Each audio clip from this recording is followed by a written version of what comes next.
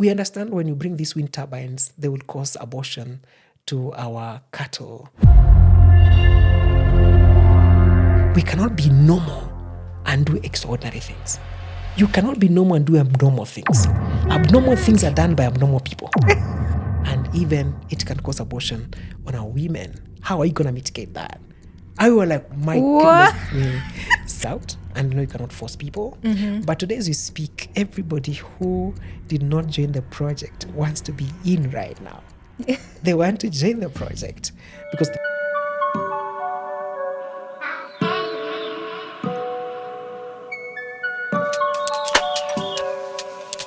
Hey guys, welcome back to Difficult Conversations. If you're new here, please like, subscribe, and share. Our guest today, we have a very important guest. Our guest today is the co-founder of Kipeto Energy PLC. This is the second largest wind farm in Kenya, located in Kajiado. They provide 100 megawatts of energy to approximately 250,000 households. He has made a substantial influence on the renewable energy sector, improving energy accessibility, promoting environmental sustainability, and generating economic opportunities for local communities. Furthermore, he is an expert in project development, financing, technical implementation with a strong commitment to advancing clean energy in Kenya. He was awarded the United Nations Person of the Year Award for achieving the most sustainable development goals in 2024. Most importantly, he is a believer conquering the market space.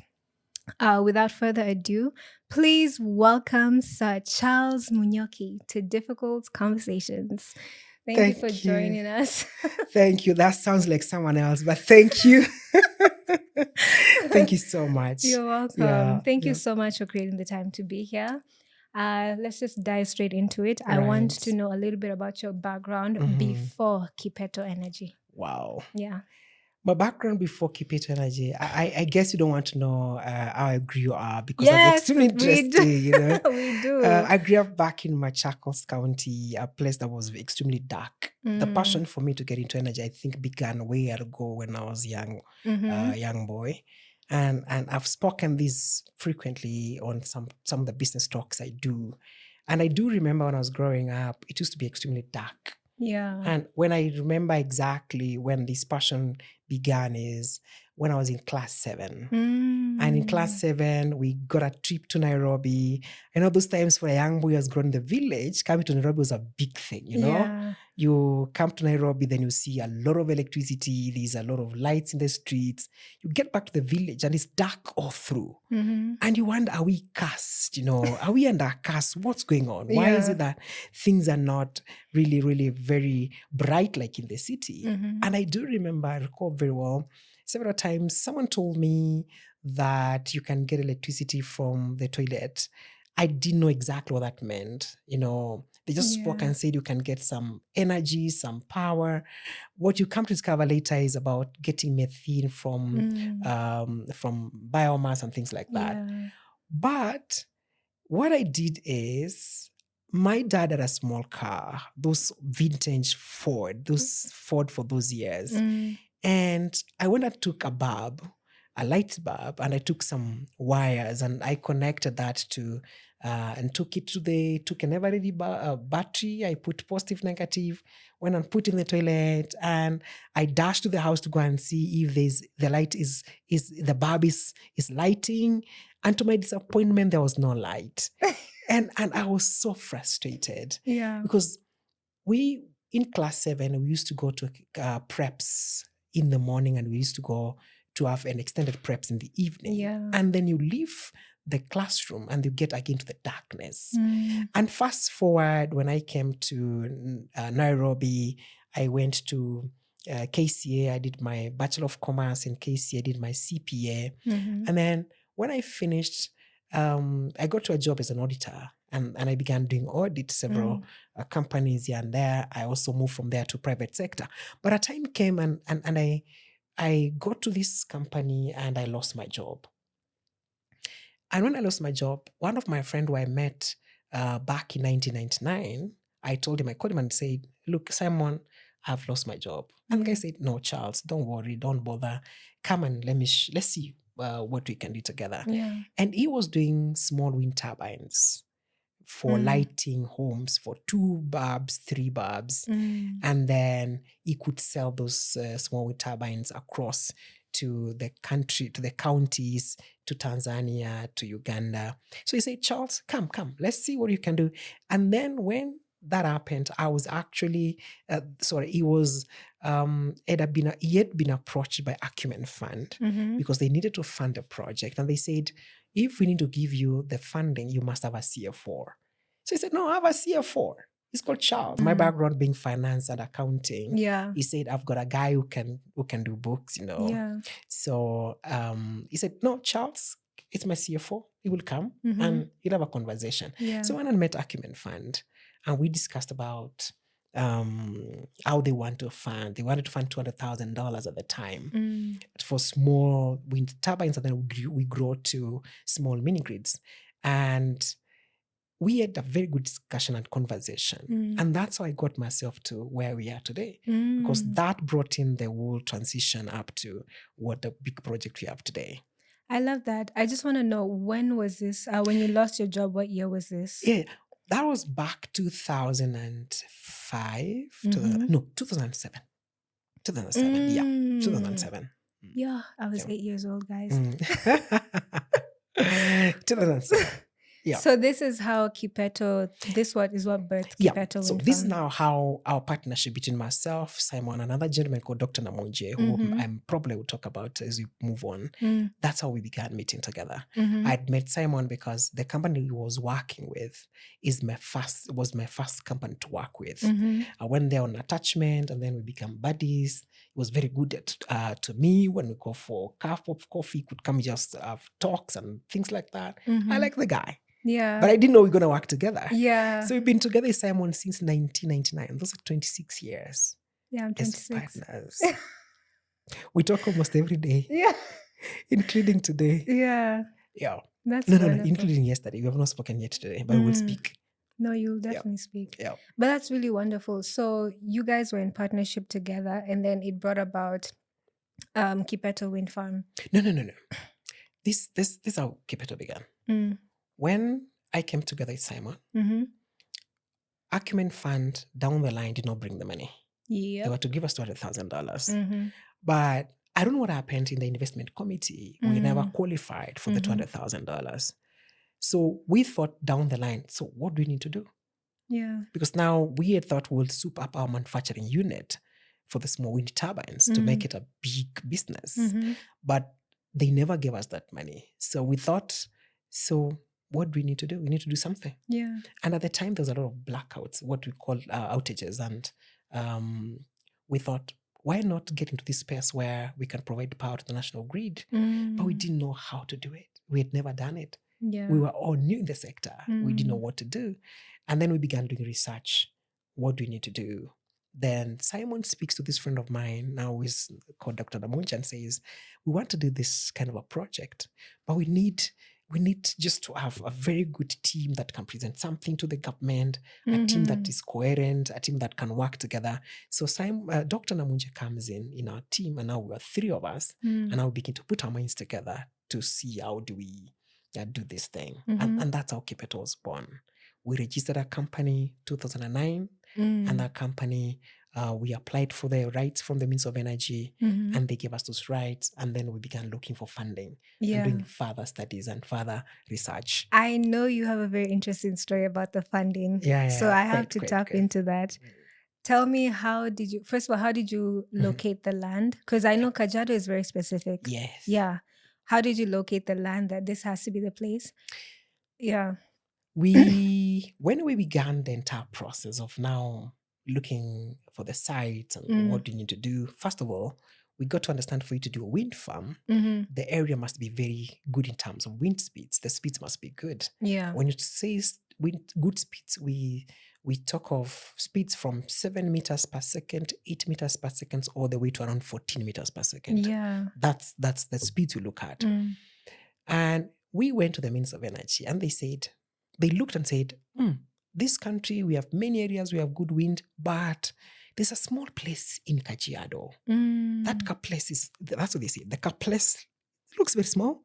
But you guys, if you have time, just go there and see. That's how they send us there. Yeah. But we didn't know the place. So my partner then, Dr. Namunje, now we have become 3 partners. So Dr. Namunje says, no. There's a Maasai friend of mine who we can ask him and he can take us there. Yeah. A Maasai friend of ours is called Oleki Pape. He's still alive. Very good mzee. He has been very supportive. So Mzee Oleki Pape says, I know this place. I'll take you guys to this place. But what we didn't know was the place was not as near as we thought. Because the road was not a good road. The road that time was black cotton soil. So we began our journey, and that journey was a long one. We actually gave up along the way more than three times. So, but every time the mzee would tell us, no. Ni hapa tu, in Swahili. It's just here, just here. Yeah. So we drive 1 hour. And we are not arriving. And we asked the man, but he just told us it's just here. What's going on? He says, no, it's just here. I said, let's keep on driving. But after 2 hours of driving on a rough road, and it had rained, so it was a bit muddy, we come to a very open space, very high. The altitude of that place is around 2,100 meters meters above sea level, and it was extremely windy.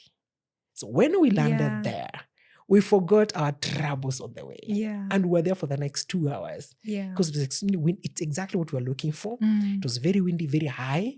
And then we felt like, yes, this is the site we've been looking for. This has to be the place. Yeah. So our hearts settled. And then we found some wazees there, some old men there. We began having a discussion with them and tell them, we want to do something here. Will you welcome us? They said, yeah, why not? We sat on the rocks. We have those photos. We sat on the rocks, and then we began to have a conversation.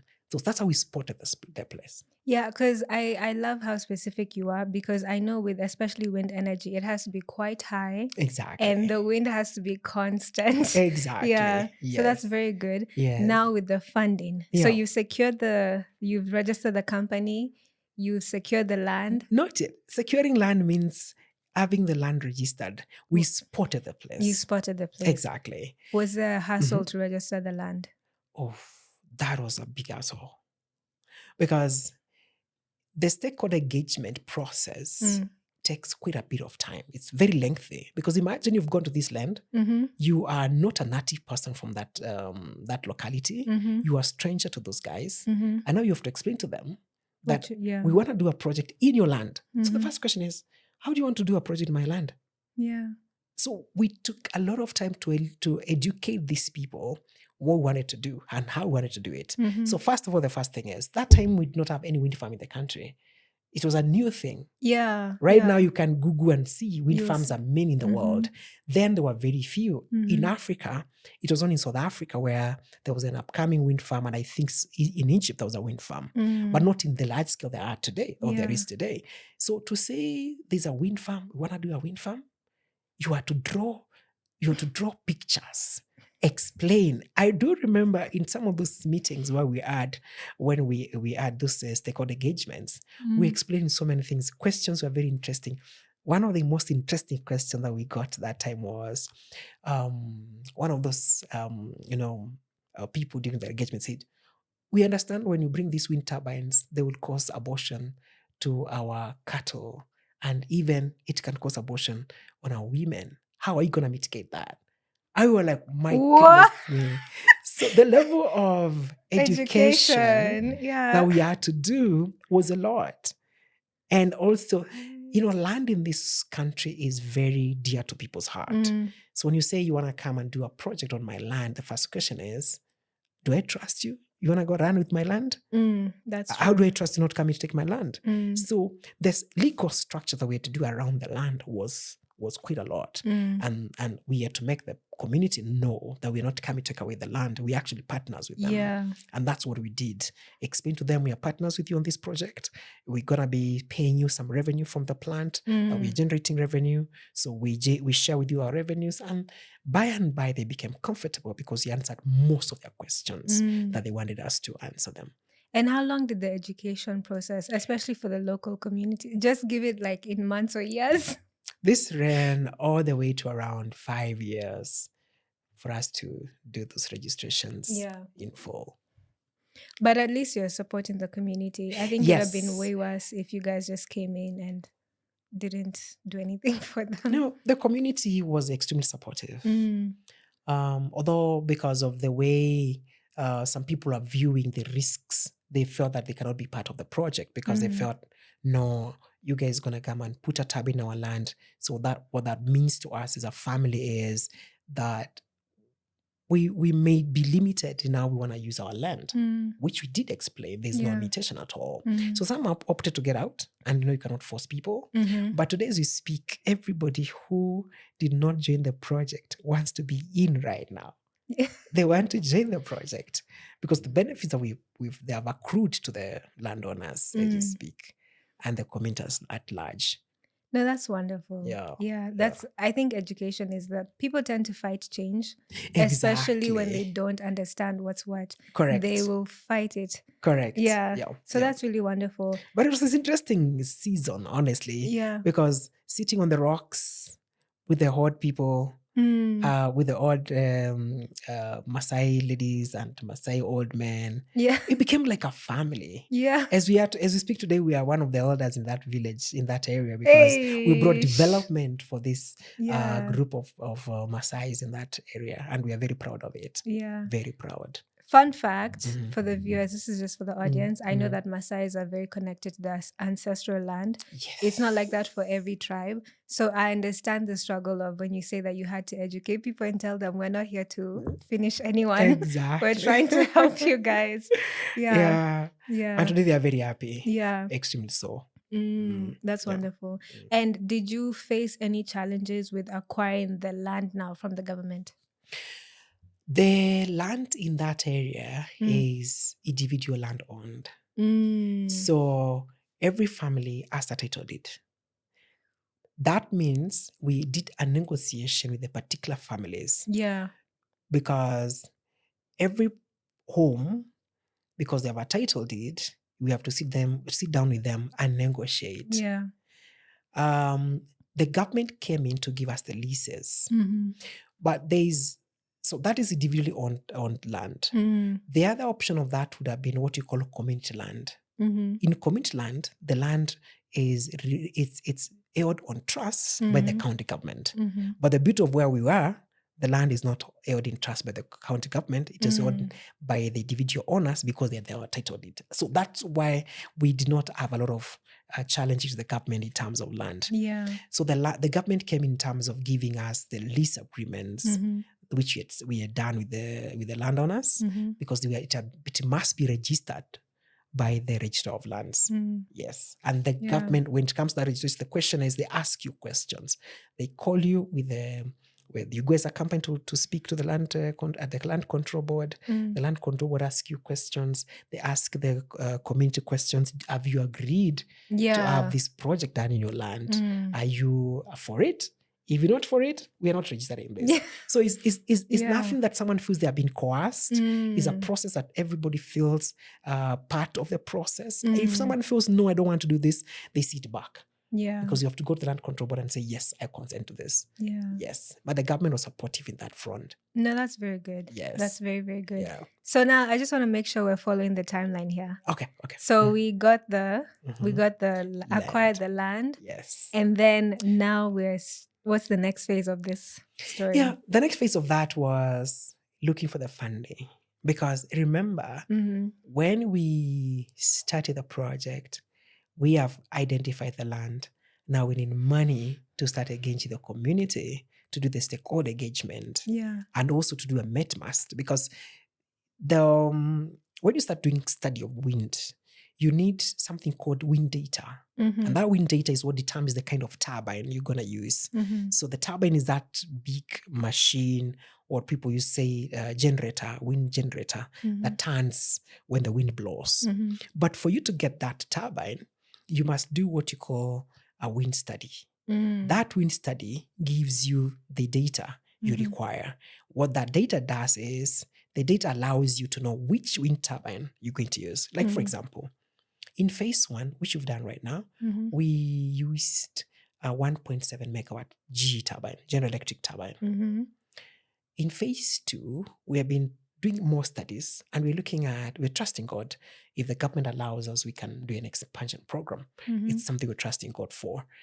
And in the studies we've done, the wind speeds in the lower side of the wind farm is better than the first area. Okay. Therefore, what that allows us is to use a larger wind turbine. Yeah. So we are trusting we can use a 5.6 wind turbine, 5.6 megawatt wind turbine, vis-a-vis 1.7 megawatt wind turbine. So you see, this is almost 4 times or 3 times, 4 times bigger than what you had in the beginning. Yeah. But that you get informed by the data. But for you to get that data, you must spend money. We didn't have that money. Yeah. So we had to start trusting God to get people who can come in and help us do this project. So very interesting thing we say. We got some guys who wanted to partner with us the first time. And when they came in, we were not able to agree together. So we told them, okay, that was back towards 2009, December, somewhere there to January 2010. And we told them we could not agree. And we told them, okay, fine, we can work together. And then we lost it because we differed with that partner on matters of principle. Because again... Can I just... Yeah. Let me just start that question. No, continue. Yeah, because you see, when you're doing these kind of projects, the interests are many. And different people come with different things, and they want you to do what you want them to do. They want you to do what they want you to do. Yeah. But you see, we have had our own principles that we are to abide with. Yeah. And this guy says, you know what? You need to go and buy wind data. Because if you don't buy wind data from somewhere, then we will not come and fund you. And then we asked him a question. You want us to go and buy wind data, honestly? From where? He said, no, go to XYZ and buy wind data from there. Then we'll fund your project. But that doesn't really make sense because you need real-time data. Yeah. To be able to, how do you buy data? Exactly. And the thing is, at the time, our national grid system was not very strong. And the Electricana we know right now in Marsabit had just signed a PPA. So the guy comes arguing that if you do not buy wind data, you will not have good time to turn around this wind farm and therefore do a quick construction. Because when Electricana gets to the line, then you guys will not have room to get to the line, to the national grid. And we did feel this was not what we wanted to do. Because one, every site has different wind regime. The wind regimes in every site is very different. Of course. Because it's site specific. Yeah. So take, for example, buy wind data for a place like in Narok or in Marsabit. And then you're cutting out a turbine on that wind data. Yeah. Chances are your turbine will not match that data. Yeah. And therefore, you will not get what you call annual yield. And therefore, you will not be able to pay for your loans that you get. So it is not going to be wisdom for anybody to go that route. So we said, we're not going to do this. But the guy felt like, no, you guys, if you don't want to do this is over, Nini, And I said, okay, fine. And this was a partner, right? Yeah. So it's a partner. Yeah, we said, no, boss, Some of them. We are sorry. Yeah. This we can do. We walked out. I do remember, that was January 2010.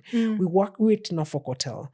We walked, the 3 of us, from Norfolk Hotel. We crossed over to Lillian Towers and we were dejected. We felt like, wow. Because when this guy came, we were like, yes. The time we have been waiting for us to come. So we're excited. So when it got there and we had signed our MOUs and we're not able to agree, we really felt like, this is a huge loss. Yeah. So we walked across, went and sat down, talked, discussed, re-strategized, and then we told God, you know what, God, give us a partner who can work alongside with us. Yeah. So I have to touch on the principle before I forget. Right. But when you say, you don't have to get into detail. Right. But when you say that you guys differed much on principle. Right. Like, was it a money scandal? Was it like genuinely a principle, like you guys just don't see eye to eye based on values? Yeah. Which one was it? A bigger thing I've learned, Valentine, in this journey of business, when you've your values cut out, the first things that get tempted along is guys want to know how far can you go? They want to stretch you. When someone says go and buy, go and buy wind data. Yeah. That amounts to false, it's to force. It's actually forgery because you're forging data that is not yours. Yeah. And then you're telling, because the process of getting funding is very long in wind projects. Yeah. And the person who gives you the money looks at that data, because that data is what informs them How on much what do you need? you're gonna and how much you're gonna earn from that project. So if you give them a wrong data, you're actually lying all the way. Yeah. And that we felt it's against our values of honesty, and our core values do not allow us to do that. So we told this guy, you know what, guy, sorry, you might want us to do that way, but we don't believe in that. Yeah. We believe in honesty. We need to report what is right, right reporting. And having done finance and international accounting standards, of course, I was not going to go that route with my partners. Yeah. No, that's very good. And integrity is very important. Exactly. That's a word. Yeah, that's the word, Yes, integrity. yes. Because I think whenever you start a project based on lies, it Yes. catches eventually. You can't it's gonna even catch go up far. to you can't go far. Exactly. And you can't Yeah. build a legacy on lies. You cannot. Yeah. You cannot. Today we're happy. It was painful, but we're happy. We thank God. Yes. Yeah. So now there's a guy who comes in, looks like he's a potential investor. He walks away. And then how does God do it? So a few weeks after that, Simon, my partner, gets invited by Means of Energy to a forum at the Serena Hotel. And he was going to speak about the small wind turbines and renewable energy technologies. So he goes to that meeting. When he goes to that meeting, he does his presentation. And seated in the room, we didn't know there was a guy there. So when he does his presentation, does his PowerPoint presentation, then at the last slide, he put in our license from Minister of Energy. Said, all right, apart from doing the small wind turbines, we've done all these things across the country. We've done several of these, but recently we've gotten our license for 100 megawatt to develop a 100 megawatt plant in Kajiado. And yes, thank you, and that's my presentation. So the guy was sitting in the meeting. So he said, wait a minute. Go back on your slides. Show me. I'm interested in the last slide. What is that there? So yeah, this is our license that permit for 100 megawatt. The guy says, are you sure you have that? I said, yes. I said, okay, fine, let's meet up with this. So that guy was the head of GE East and Central Africa. So he was called George Jenga, a guy we respect today. He's a very friend of ours. And what George was doing at the time, General Electric were looking for partners in Africa, and especially Kenya, to develop wind projects. And that's how our funding and our relationship with GE began. Because when John Jenga came on table, we sat down with John Jenga and said, we as GE, we are interested in doing this project with you. We can structure these things and we can see what we can do. Because remember, GE at the time, they had a fund to allow you to de-risk your project. So they are having what you call an early fund, early development fund.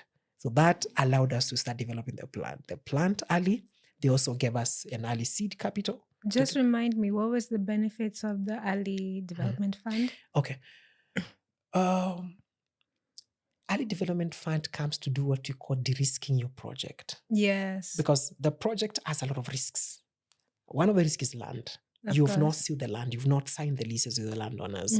You do not have the wind data for the project. So it comes into the risk or to ensure that you have the land, you have the wind data, you put your mast, you have a discussion with them, you get the lawyers to pay the legal fees, because the legal fee is one of the most highest item in those during that project development. And you also need to start engaging the government to give you power purchase agreement. Those are things that you need to get money to fund and to be able to come to a place where you can say, yes, my project is bankable. So General Electric came in and allowed us to do the studies. And also there's something very important called project layout. Project layout is, how are we going to have the turbines? Where are they going to be located? How is this going to be? So all that requires money, because those are designs. Of course. Things like geotech, things like what you call grid connection. Where are you connecting your grid? Where are you connecting the power? Once you collect the power, where are you connecting? Where are you putting your substation? So all that requires money.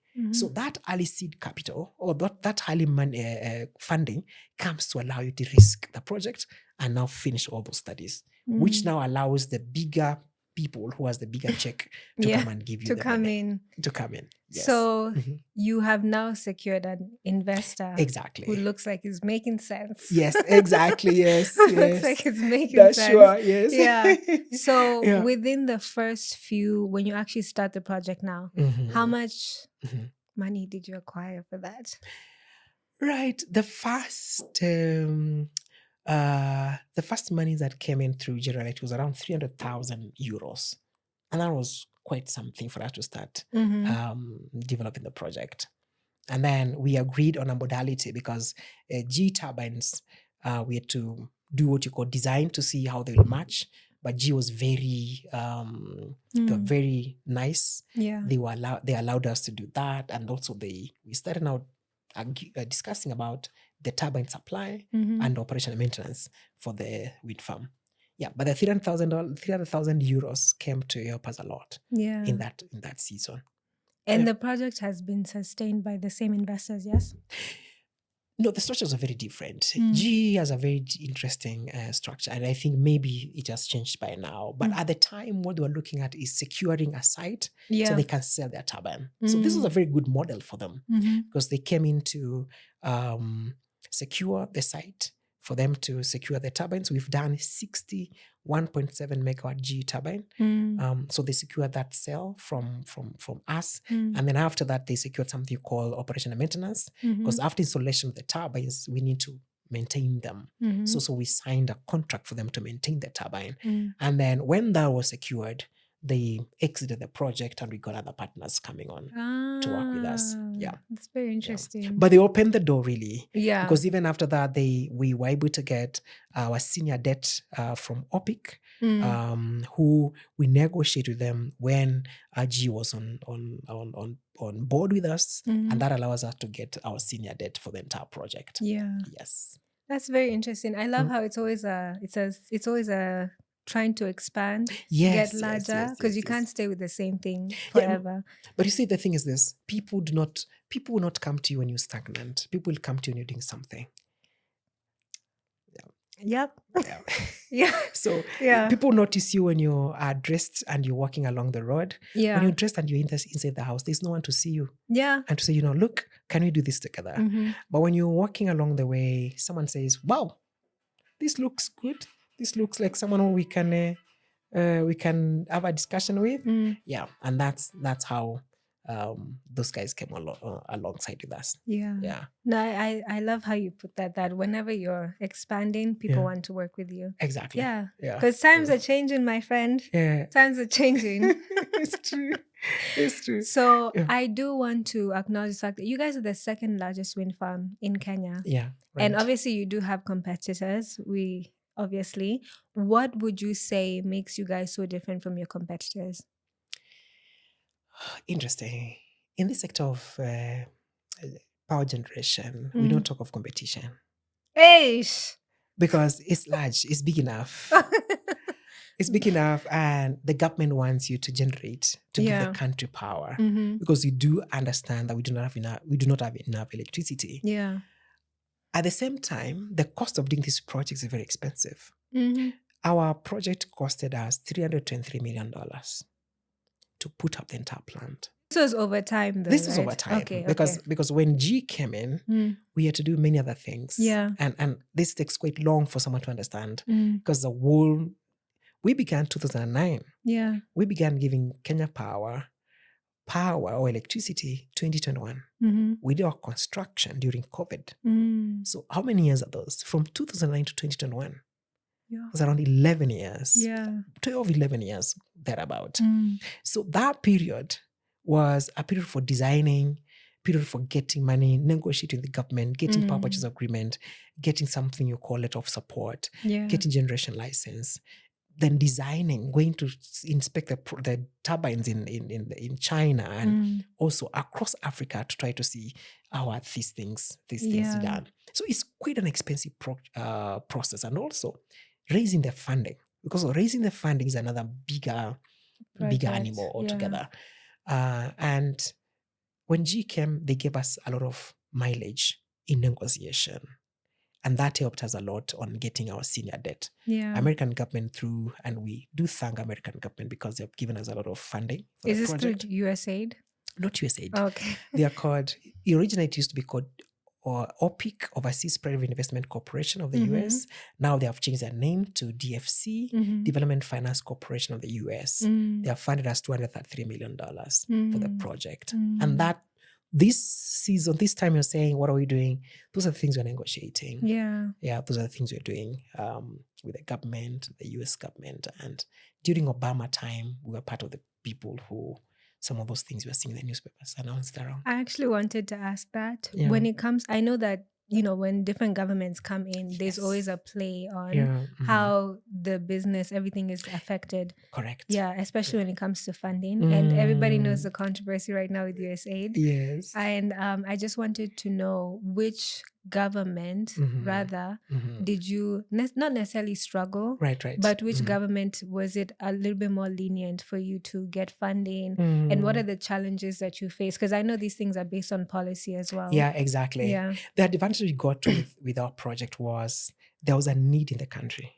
So the issue was, can we supply the power? So the government was very supportive, regardless which president was there, because it began with President Kibaki at the time, came to President Uhuru, and they were extremely supportive. Yeah. Because, when there's a need in the country, the government wants to get a solution. Immediately. And there are some policies that you cannot change. Like, for example, the policy on wind at the time, wind generation at the time, it was very constant. It was not changing. And what that does, if the policy does not change quickly, the investors have confidence in the country. Yeah. So since there was a very stable policy and political temperatures in the country, we're able to cross the line and do our project. Yeah. So in terms of support from the government was constantly in support because they gave us a lot of support. And you don't even get that if the government is not on your side.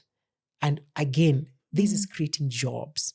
We are generating, you can imagine at the time when there's, even today, if, for example, there's an outage, if there's blackout in hospitals, we switch on the generators, right? Yeah. That costs money to the institution in terms of the diesel. But think about climate change, the carbon emissions on those generators. Also think about if, those years, generators are not everywhere. Yeah. So we could lose powers in hospitals, and maybe, God forbid, there was somebody who's doing operations in hospitals and people could die and children could die. Yeah. At that early time of the year of our lives, there was less of generators around. Yeah. Yeah. And therefore, there was a lot of loss, economic loss onto the economy. So when we came on board, there was real transformation. The government wanted us to come on board so that the people can have light. Yeah, because there was a because there was a need. There was a need. Yeah. And the need is, so I was telling you, in power side generation, we don't talk about competition because the need is there.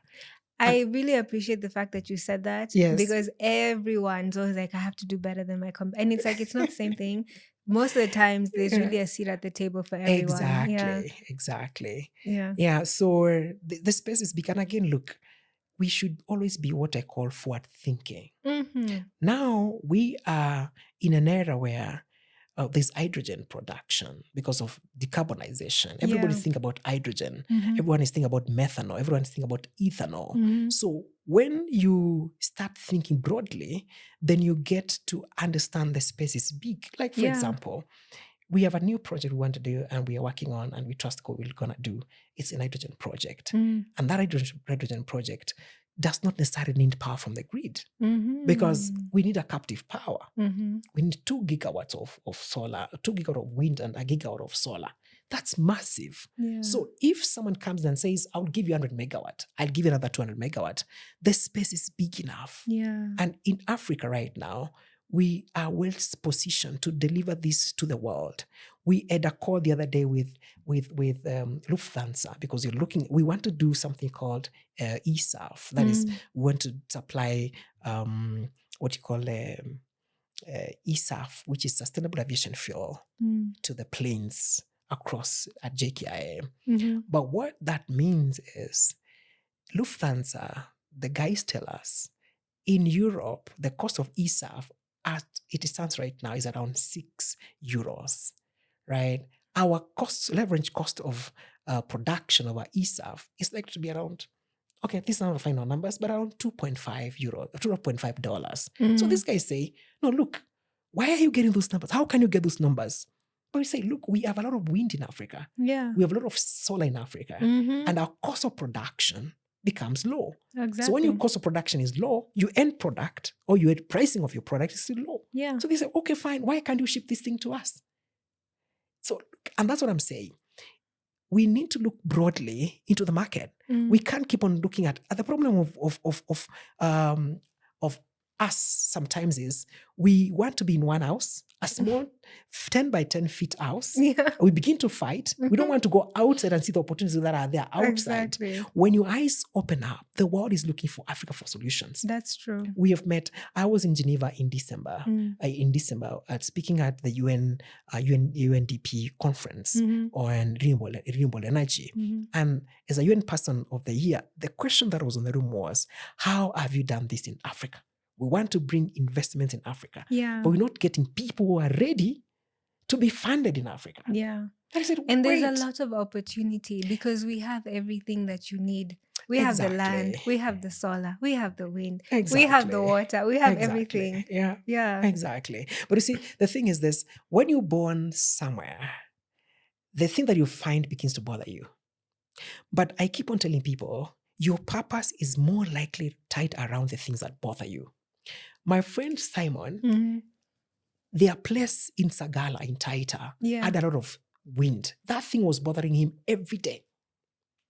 So he tells me, I had to look for a solution to stop this thing from bothering me. So he began doing research on how to use the wind. He came up with a small wind turbine. And that's the thing we are living on today. Yeah. So the thing that bothers you most of the times, the chances are it is tied to your purpose. The only thing we don't do is to take our time and sit back and say, wait a minute, why is it that I'm bothered with this thing? Yeah. Could it be I'm sent to bring a solution around it?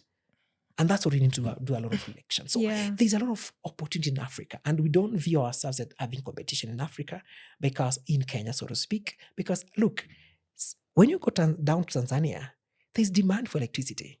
When you go to Uganda, the same. Exactly. Go to Ethiopia, the same. Go down to in Africa, go to Zambia. So the question is this.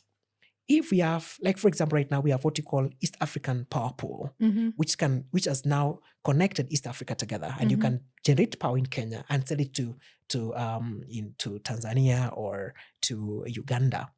So if you connect the whole of Africa, you generate, I do generation. Yeah. She does a generation. Someone else does a generation. We sell that power out. Will you be talking about competition? No. No. Competition comes for those who are short-sighted.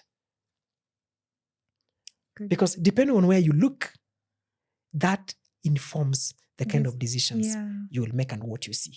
So if you look at a larger space, you will not see competition, you see opportunities. Exactly. So we see opportunities as we speak right now. Yeah.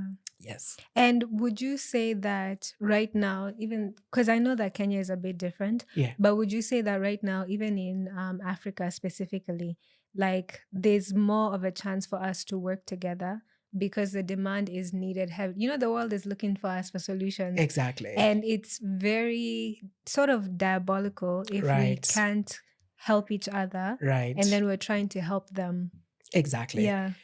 Right now, the world is looking at Africa for solutions. We had a conference last year, December, held by German Africa Business Conference. Yeah. And one of the things I liked about that was they were focusing on Africa solutions to Europe. I will mention a project in Namibia for hydrogen. These guys are doing a project in Namibia, but specifically to export hydrogen to Europe. I think I've heard that one. Yeah, in Germany. Yeah. And they export in Africa. They produce in Africa. They export it out to Europe. Yeah. And that's what we're looking at.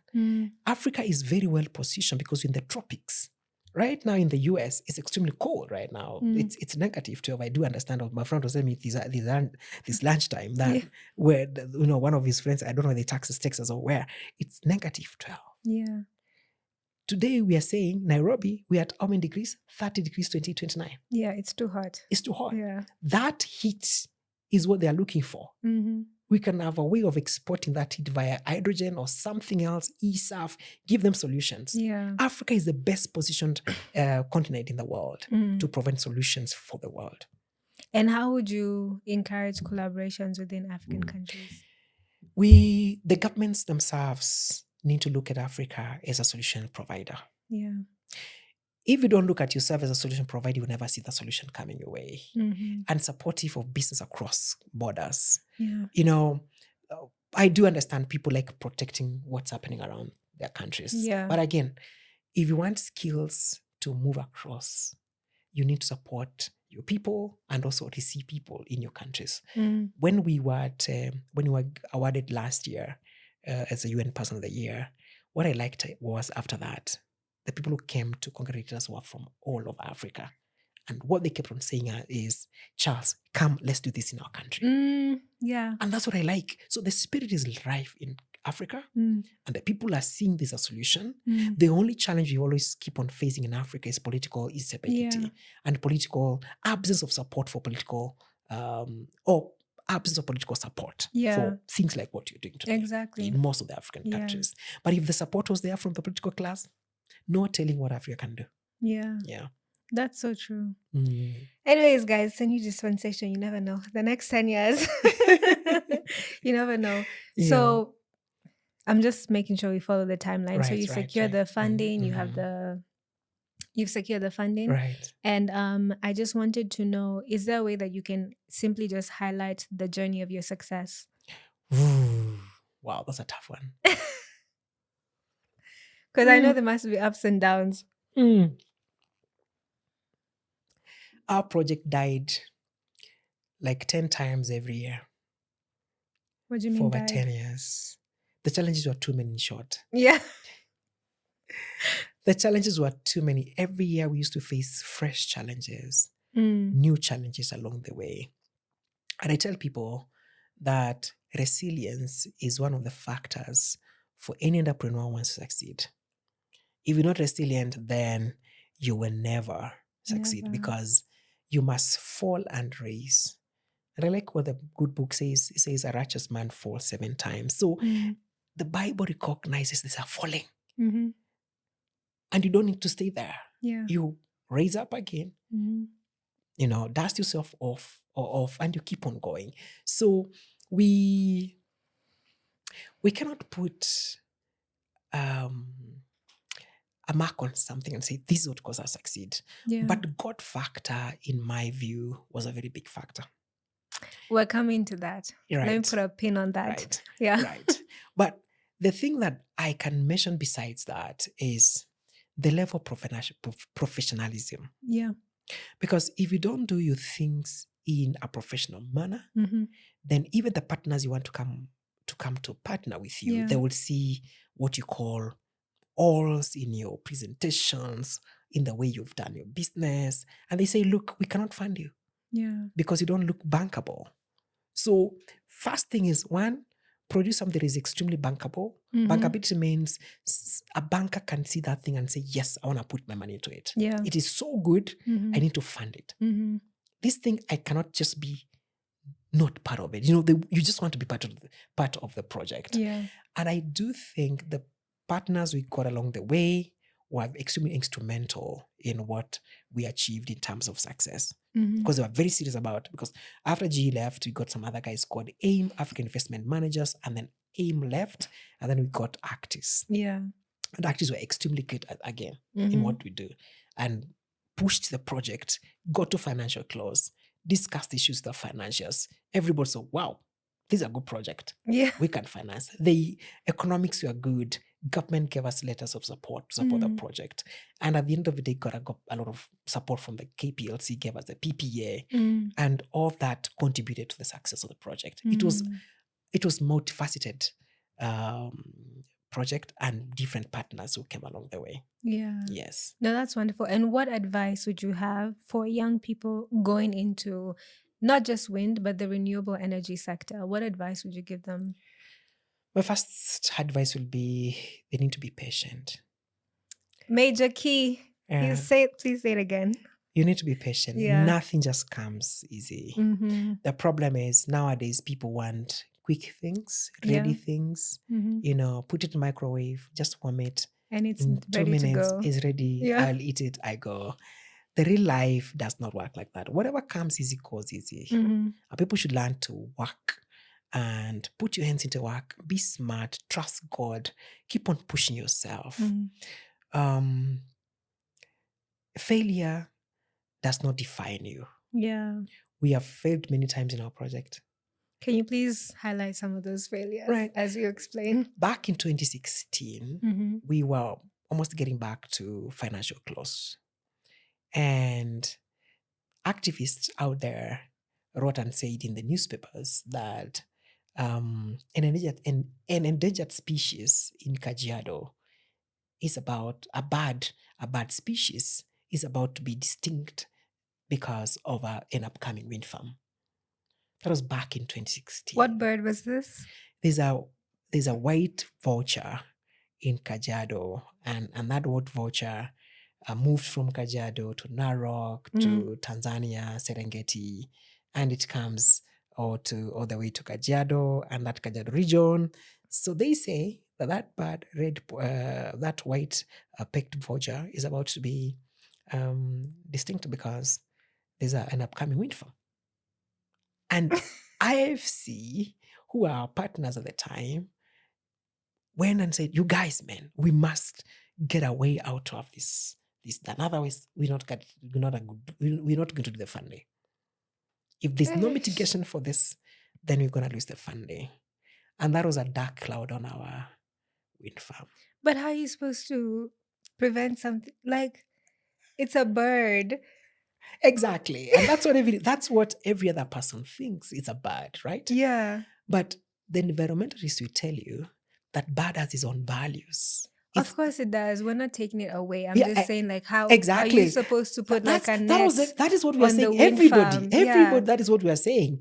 What do you mean? We're just doing a wind farm. Yeah. What does this have to do with a wind farm? Yeah. But they argued that in the world and across the world, the blades, when they turn, these birds come at a very high speed, and they are focused on the prey. That vulture, when it sees a bird, it is focused on, sorry, not a bird, when it sees its food, a rat or something, a goat or something, it flies at a very high speed. So the argument is, when that bird is flying at that high speed, focusing on coming to get or to snatch that food, it is not seeing the turbine turning. And therefore, the blades of the turbine will kill the But do they vulture. know how big the turbines are? Like, Yeah, they are big. But the argument here is the bird, when it's flying at that high speed, is not seeing the turbine is turning. So we had to find a way of mitigating that. how did you mitigate that? Today we do have, so we had to set a fund aside For the birds. for the birds. Mhm. First of all, we did what you call biodiversity. That biodiversity study is, we did a whole study about birds and the effects of the birds in the wind farm. And that we had to do and identify those endangered species in that area, those endangered vulture species in that area, which we did. And then we had to come up with a program that will mitigate on any chances of those vultures being around the wind farm. And one of the reasons why the birds were in that area is because at the time, and you've seen how our country sometimes is, there's a lot of drought. Yeah. So during that drought season, the Maasai's people lose their animals. So there are a lot of carcasses around. So those carcasses, the vultures come to take away the carcasses because they clean the environment. So when they come to take away the carcasses, then they decide in that area, because it's a romantic area, it's a romantic region, the carcasses are there. So because of the carcasses, then the birds are there. So we are to employ people who will spot any carcass in the area and clean the environment and ensure there's no carcass around that area. So that the bird doesn't hunt around that. Exactly. That's very smart. Yeah. And then the other thing we did is something called shutdown on demand. We have done like six vantage points where we have guys who we call them bird watchers. with the Yeah. binoculars. Their work is to spot any voucher in the area near a turbine. If they see the bird coming to the turbine, then they will say, they'll give a signal: green, amber, red. Red means stop the turbine. So we do stop the turbine on demand, Okay. depending on how And near it the doesn't bird. affect anything, right? No, it does. Of course, we lose some revenue, but not a lot of revenue. Okay. Yeah. So we had to do a mitigation program, which has run biodiversity program. But you see, the beauty of a diversity program is it has been studied across the world now. It's become something that people come to study across what we've done. If you talk about, and you can Google about Kipeto, Kipeto has become a world name in what you've done. One of the excellent company or excellent project that has been done across the world. People talk highly about it. Sometimes you go to meetings, people are talking about your project, they don't even know you were there. You're just seated and they're just somewhere behind. Yeah. It's in a conference. Yeah. And you thank God because you've done something that people can emulate. But that's the beauty of success, though. It has to speak for itself. Yeah. Yes. So we had to do that. So that's one of the challenges we faced at the time. It was a dark cloud on our face. And we said, wait a minute, what are you gonna do? So a lot of travels, our partners traveled. We partnered the people of like-minded to come and support us. Before we knew, we had a solution. Yeah. And we thank God. Yeah, that's a journey. Yeah. I have to tell you, that's a journey. A long one. Yeah, it's a long one. Yes. But it's worth it, though. It is worth. Yeah. At the end of the day, it's worth it. It's just like when a woman is having a baby, sometimes they stand, they're holding their back. Oh, they have worked a long time and now they are tired. They want to sit along the road. It is so sunny. But after a few months, you forget how painful that journey was. Yeah. Because you see the success of what you've done. Yeah. And that's what people are forgetting nowadays. Young people need to know that every good thing, you have to pay a price for it. You have to pay a price for it. And it also gives you joy to see the fruit of your labor. Exactly. No, that's wonderful. Especially, there's a quote that I heard. I can't remember who said it. I think it was Morgan Freeman. He said something along the lines of success comes from a long way. If it comes too fast, it will never last. It's a journey. It's not a sprint. You have to walk that walk. Exactly. Yeah. You have to walk that journey. But again, also, sometimes you don't walk that journey alone. Look for people to walk alongside with you. Yeah. Well, now we go to the faith questions. Right. Good. So, please describe how your faith has influenced your success. Wow. First of all, I got to know about God when I was in high school. When I was in high school, when I went in Form 1, I was there as a very young boy. I come to this school where there was a CU, there are guys there. And my friends around me are going to the CU. And I'm wondering, what is this thing? So I find myself somehow, sometimes you don't even know how you get born again. I found some time, you get born again and then you're like, oh, okay, I'm going into this thing. Okay, right. Let me see how this works on. But that was the beginning of my life journey, because I began to learn some few values. Number one is trusting God, that this life is yours, but it's not yours. You're on a mission. You have a life that you've been entrusted with. Exactly. And therefore, you don't live for yourself. That was number one. Number two, I learned about discipline. Discipline is one of the things that is lacking nowadays. The discipline to be patient on something, the discipline to do something until the end. And then another thing that was very important for me is prayer, because I learned to rely on God. Because when you don't rely on God, then you realize that you're doing things but with your own might. Yeah. So I realize it's not by might, it's not by strength, but it is by the Spirit of God. So when I learned that, I just learned to depend on God. Yeah. But you see, what that does is this. When you rely on God, God orders your steps. And one of my best scriptures is in the book of Psalm, I think 25, verse 12, it says, which man trusts the Lord? Him I will show my way. So when I learned that scripture, my eyes open up. Yeah. So if you trust God, He will show you His ways. I said, wait a minute. God, you need to order my steps. You need to direct my path. You need to show me where I need to go and how I need to go there. Yeah. And when I look back, if I did not have God in my life, there are many things I would have missed along the way because I would not have met the partners I met. Yeah. Because look, my background is in finance. I was doing audit. I was doing bookkeeping. Yeah. I do less of that now because I do finance a bit, but I do project development right now. I do less of finance work. Yeah. And what I do right now is what I love doing. I don't like being an auditor sitting on those books and you're checking, hey, it's hectic. I don't like that. Or doing finance. It's quite a lot of work. But project development is okay. I won't say it's easy. It's enjoyable. Yeah. Right? It's enjoyable. So much fun. Yeah. So the aspect of faith in this thing taught me that when you trust God, all things are possible. Yeah. It's one of the scriptures like, all things are possible to whosoever believeth. And I realized when we get a setback, you get back to the place of prayer. When it's in the following morning, God has given you new strength. Yeah, it's true. You go back to the same place where you were told no, and you say, boss, I think yesterday when we were having this discussion, there's something we overlooked. Yeah. And you begin your case afresh. Exactly. And what that means is that people can listen to you again. And it also teaches you to be focused on what you're doing. Yeah. Because focus and vision is one of the things that if you do not have them, you don't get anywhere. Please talk about the vision.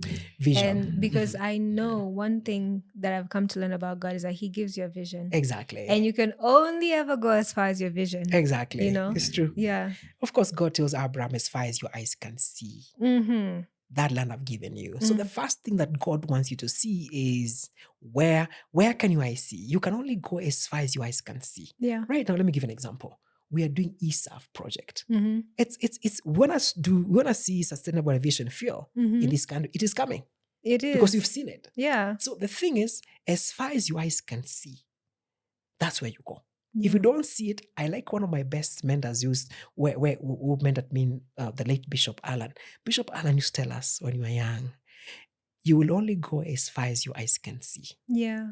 And I tell people sometimes, vision is like driving your car to Mombasa during the night. You don't have lights. Yes. But you see, this is what happens. You know you're going to Mombasa, right? It's dark. So when it's dark, you can only drive to the point where you can see. And that's what people forget. You cannot fulfill your vision at once. Yeah. Vision is fulfilled in phases. It begins unwrapping itself as you move. Because you want to fulfill vision in one stand right now, you'll be missing it out. Because again, vision is not, let me say this, vision is at times not a destination. It is an evolving thing. Like, for example, we did the Kipeto plant. When we got there, we realized there is more opportunities in the world. And that is why you keep expanding. Exactly. Yeah. Because you get there, it gives you the discipline to do something and achieve something. Yeah. But when you get there, we realize, I was just seeing the horizon. Because at times when you look at the vision, it looks like the end of where you are. It is just the fact that it's an horizon. When you reach at the horizon, you realize, wow, wait a minute, there's another horizon. And that's what vision does. Vision emerges as you get clear actualization of what you thought was the actual vision. So, but it keeps you focused. Because if you have nothing you're working towards, everything will go. Yeah. If you don't know where you're going, you'll go anywhere. And if you don't know your purpose, you will achieve nothing. Yeah. So vision keeps you disciplined and focused because you need to achieve something. Yeah. You know what you want, it's your end goal. But when you arrive there, you realize, I have arrived. So what? You redefine yourself. It's what I call, like in business, when you talk about business and product development. When you, for example, have done your product and you've achieved your end of the product and you realize now people have known your product, it's excellent, it's very good. You don't stay there. You redefine your product again. You redesign, you do rebranding. That's why companies do rebranding. Because now you realize, whoa, we'll be like this. Okay, let's change this and see how can we better it. Yeah. So vision keeps you focused. It keeps you aligned.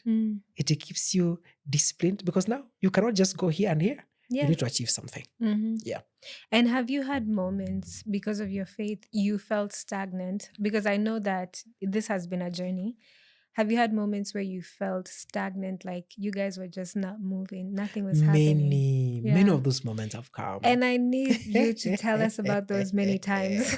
Like for example, Mm.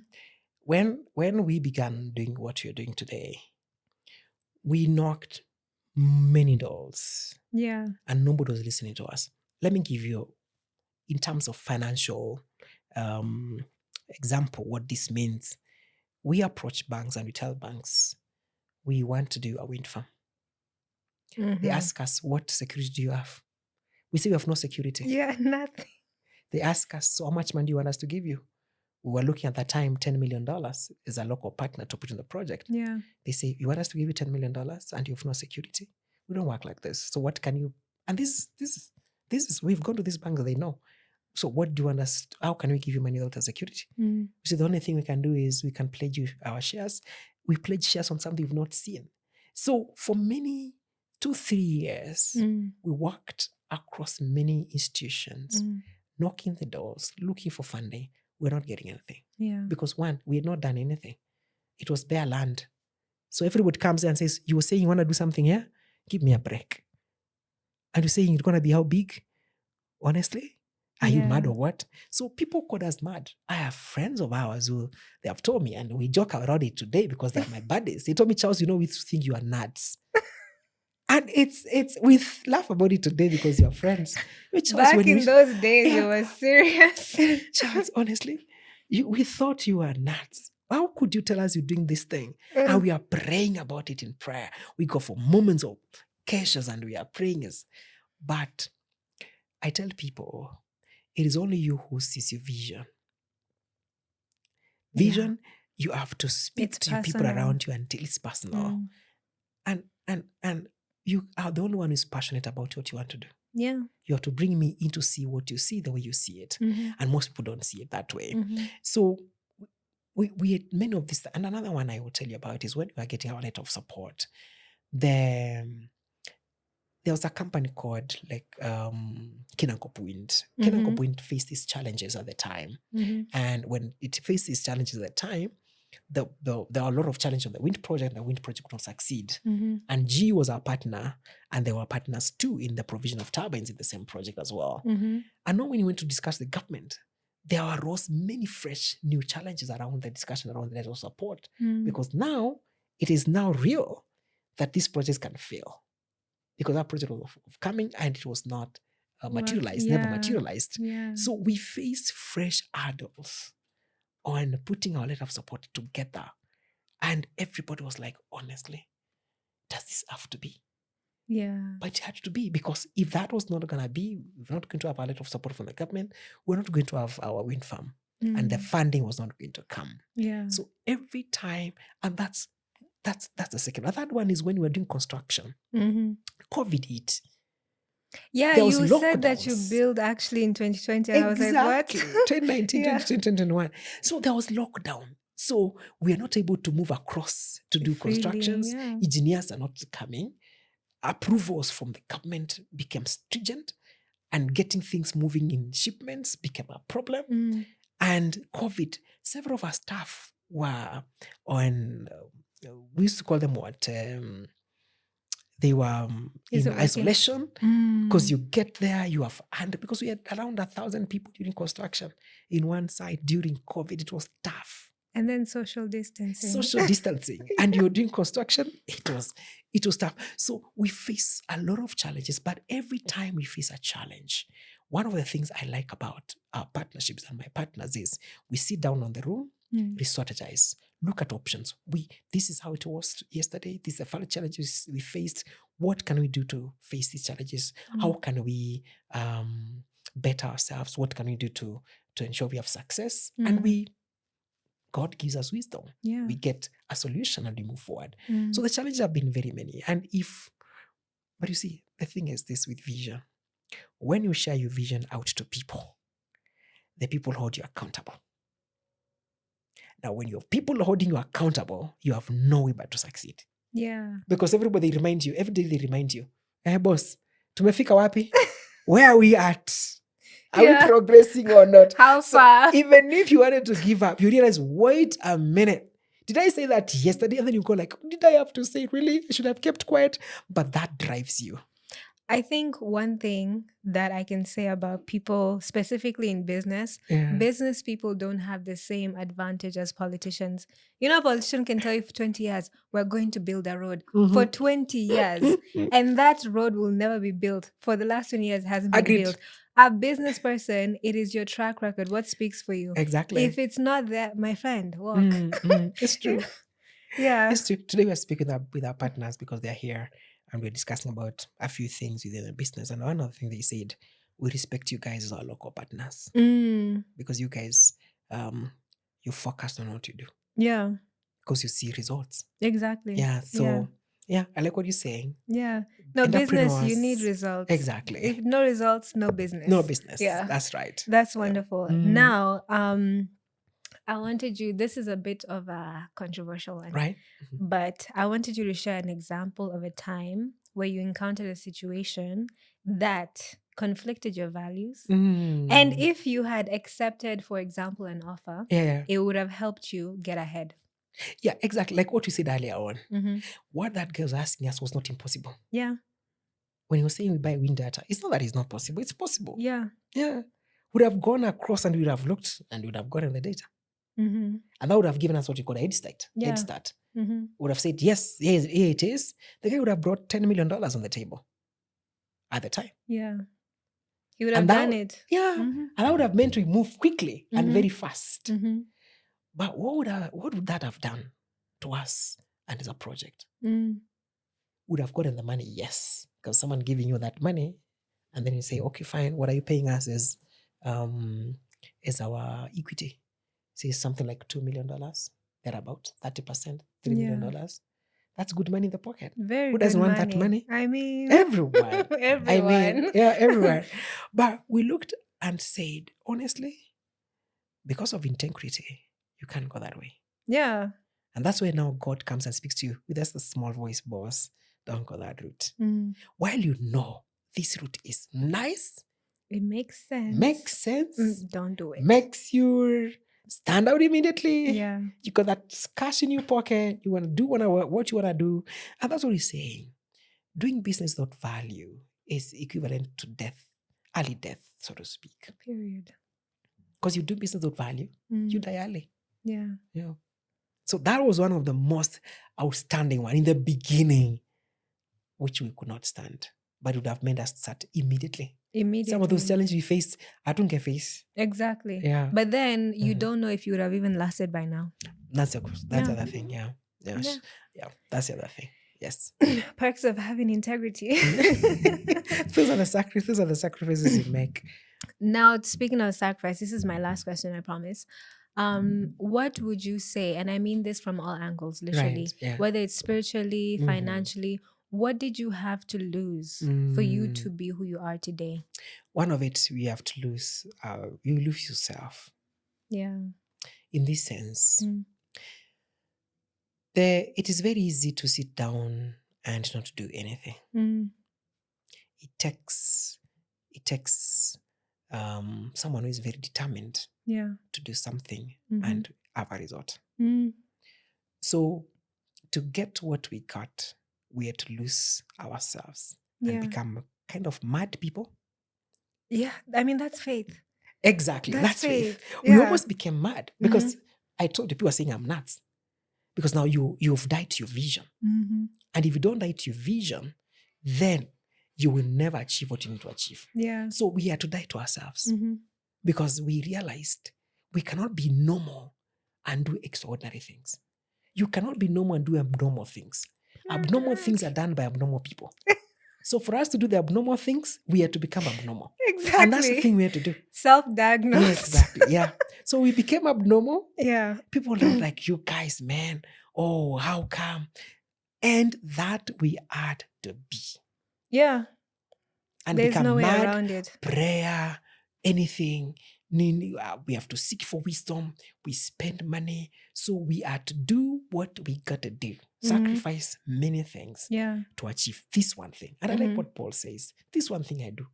When you say this one thing I do, it means you are laying aside all other things around you, including the things you like eating. We go to Kipeto. When you go to Kipeto, it's a whole day. It's gone.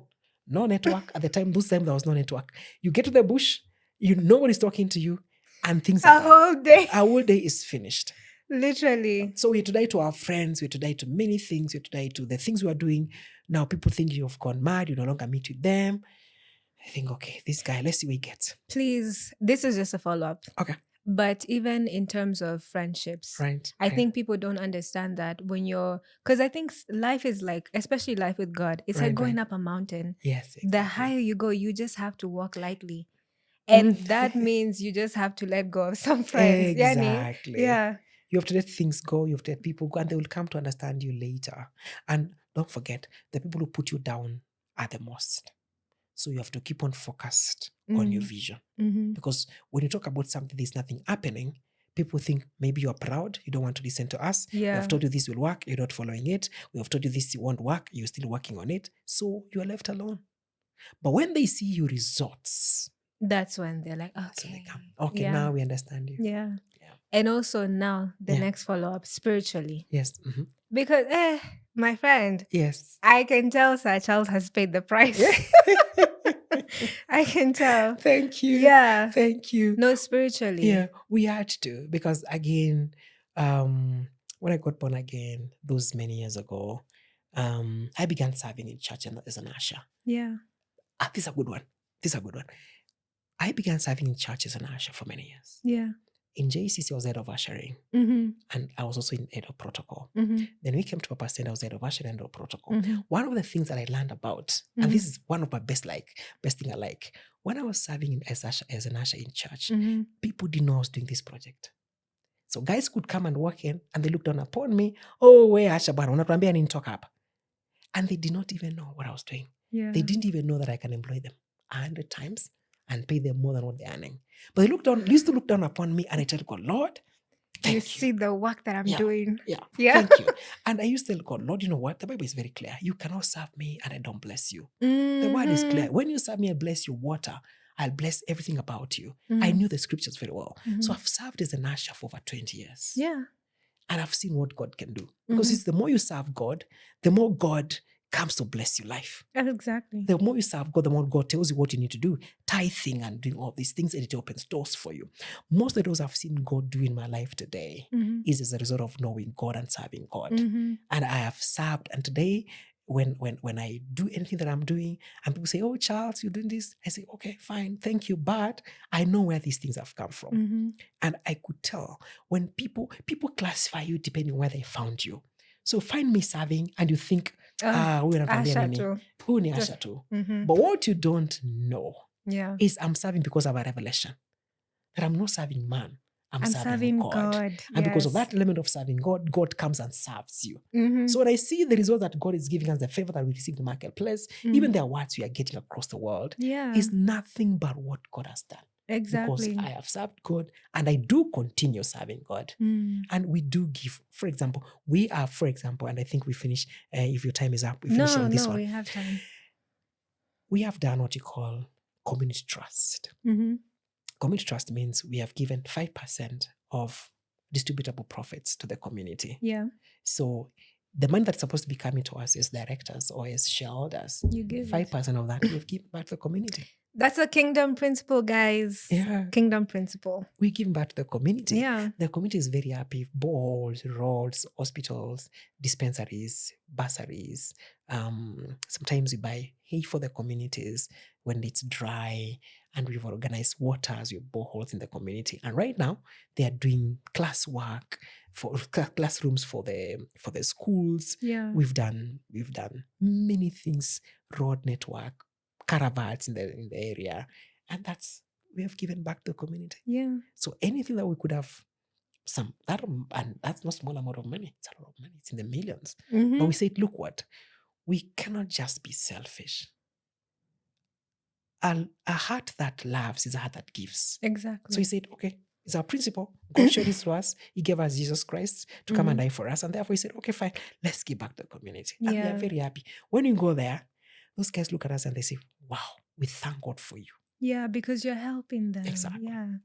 No, that's wonderful. I think you have such a Nehemiah kind of story because also you know what it's like to be a pioneer and do something that Yes. hasn't been done before. Yes. And not that it hasn't been done before, but just be one of the first to do it in your time. Right. But yeah, no, thank you so much for coming. Yeah. I'm sure your story is gonna reach the millions. Amen. So shall it be. It can't be otherwise. Exactly. Thank you so much for having me. No, truly, I'm you so have such a excited. wonderful story, and I'm so honored for you to be part of Difficult Conversations. Thank you. Yeah. I wish we had more time, but thank you so much for the time we've just had. We can do a part 2. Just saying. Thank you very much. Thank you. We very can do a much. part 2. Thank you. All right, guys. Thank you so much. We've come to the end of our conversation. Please remember to like, share, and subscribe. This is Difficult Conversations. And I'm your host, Valentine Zal. I'll see you on the next one.